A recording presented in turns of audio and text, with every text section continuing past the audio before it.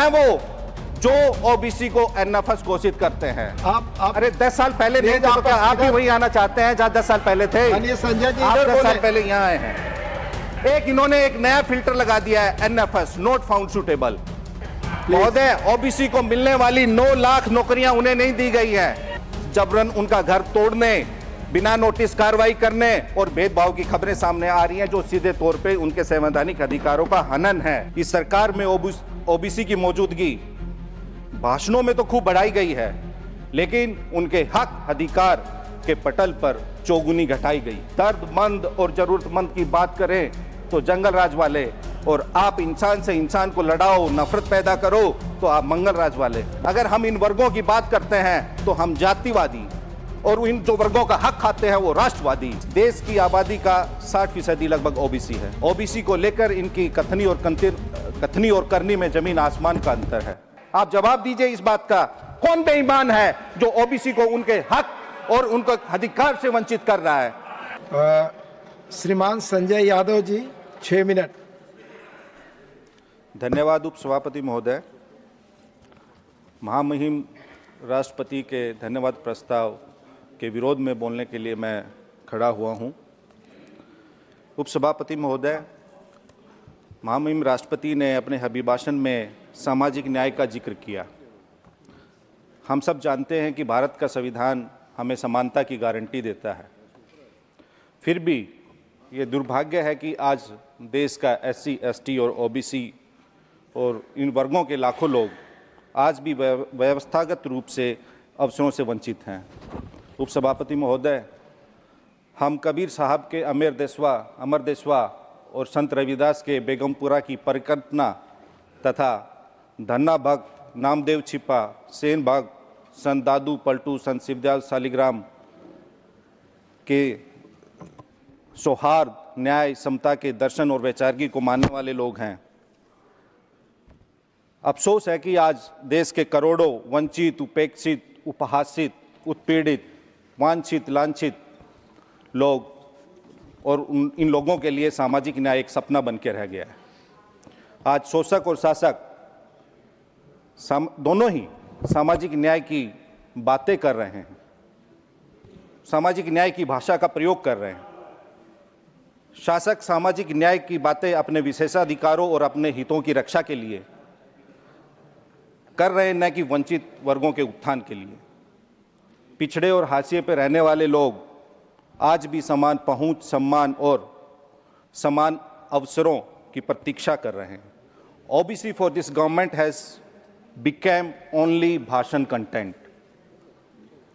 इस सरकार में ओबीसी की मौजूदगी भाषणों में तो खूब बढ़ाई गई है, लेकिन उनके हक अधिकार के पटल पर चौगुनी घटाई गई। इस सरकार की नीति और व्यवहार में भारी अंतर है। ओबीसी को लेकर इनकी कथनी और करनी में जमीन आसमान का अंतर है।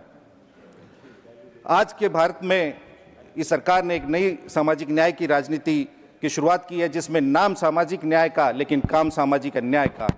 पोस्टर में ओबीसी, प्रचार में ओबीसी, लेकिन नीति, नियुक्ति और निर्णय तीनों से ओबीसी गायब है।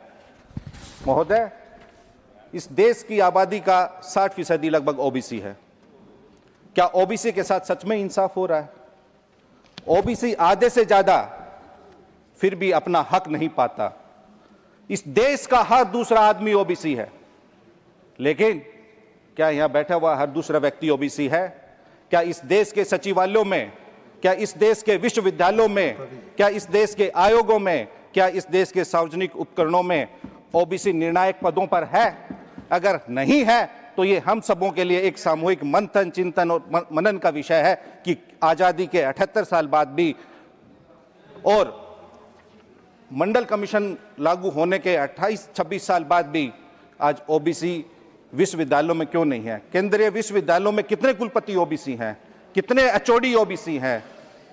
नहीं है। यूजीसी की अपनी रिपोर्ट है कि पिछड़े ओबीसी विद्यार्थियों पे ओबीसी आप अरे 10 साल पहले नहीं थे तो क्या आप भी वही आना चाहते हैं जहां 10 साल पहले थे? संजय जी आप इधर 10 साल बोले। पहले यहाँ आए हैं। महोदय, ओबीसी को मिलने वाली 9 लाख नौकरियां उन्हें नहीं दी गई है। अगर आप ओबीसी बैकलॉग की बात करेंगे तो 9 लाख से अधिक ओबीसी बैकलॉग है। 26 साल मंडल कमीशन के लागू होने के बाद भी आरक्षित कोटे की, ओबीसी आरक्षित कोटे की 7% वैकेंसियां खाली हैं। क्यों खाली हैं? आप जवाब दीजिए इस बात का। कौन बेईमान है जो ओबीसी को उनके हक और उनके अधिकार से वंचित कर रहा है? इन्होंने एक नया फिल्टर लगा दिया है, एनएफएस, नॉट फाउंड सुटेबल। देश के हर दूसरा आदमी ओबीसी है और इन लोगों को एक काबिल ओबीसी नहीं मिलता, सुटेबल नहीं मिलता, इनको कोई उपयुक्त नहीं लगता। कौन लोग हैं वो जो ओबीसी को एनएफएस घोषित करते हैं? महोदय, उन लोगों की सामाजिक पृष्ठभूमि देखनी चाहिए, उन लोगों की जांच करनी चाहिए, सामाजिक पृष्ठभूमि जो लोग जन्म से अपने आप को श्रेष्ठ समझने के अहंकार में पले बड़े हैं, जो अपने ओबीसी को अपने से नीचे को तुच्छ मानते हैं, उनको लगता है कि सब लोग एनएफएस हैं। अगर ओबीसी, इस देश का हर दूसरा आदमी आपको एनएफएस लगता है तो आप उसको अपने बराबर लाने के लिए क्या कर रही है, आपको इसमें मेंशन करना चाहिए। 9 लाख उनके पद रिक्त क्यों हैं, इसका आपको, ओबीसी का जब बात आती है इतना न्यायिक हस्तक्षेप बढ़ जाता है। ओबीसी के मसले वर्षों वर्षों से कोर्ट में पड़े हैं, सारी रिपोर्ट्स देते हैं।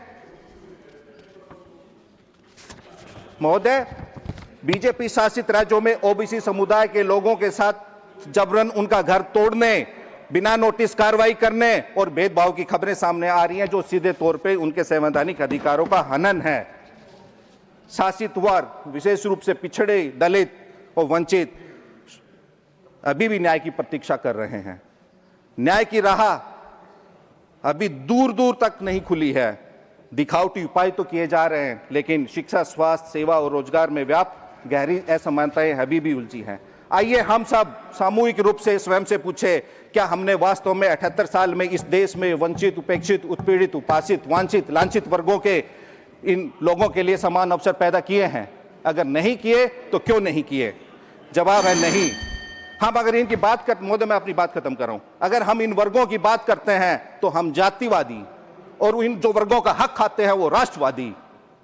हम पिछड़े, दलित, दर्दमंद और जरूरतमंद की बात करें तो जंगल राज वाले, और आप इंसान से इंसान को लड़ाओ, नफरत पैदा करो तो आप मंगल राज वाले। वाह जी वाह। यह लड़ाई केवल ओबीसी की समान प्रतिनिधित्व सुनिश्चित करने के लिए नहीं है महोदय, बल्कि यह सामाजिक गतिशीलता और गरिमा, समावेश और एक ऐसे भविष्य के लिए है जहां कोई भी हमारा साथी चाहे किसी वर्ग का हो पीछे ना छूटे।